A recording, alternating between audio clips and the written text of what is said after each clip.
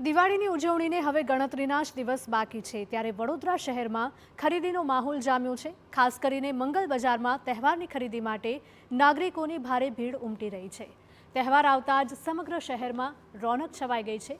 બજારોમાં લાઇટિંગ અને સજાવટથી ચમકતી દુકાનો ગ્રાહકોને આકર્ષી રહી છે। કપડાં, મીઠાઈ અને સજાવટની ચીજવસ્તુઓ અને ગિફ્ટ આઇટમ્સની ખરીદી માટે નાગરિકો ઉમટી રહ્યા છે।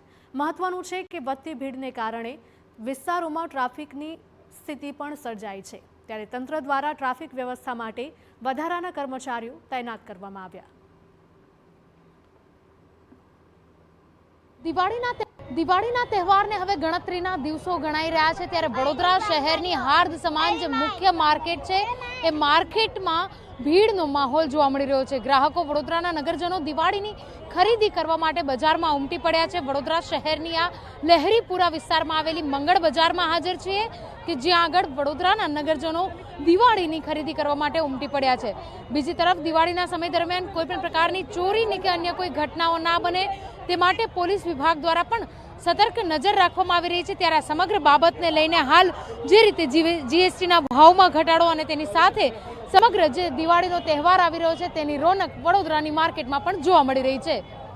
કેમેરા પર્સન રોહિત ગોયલ સાથે અંજલિ ઓઝા, TV9 વડોદરા।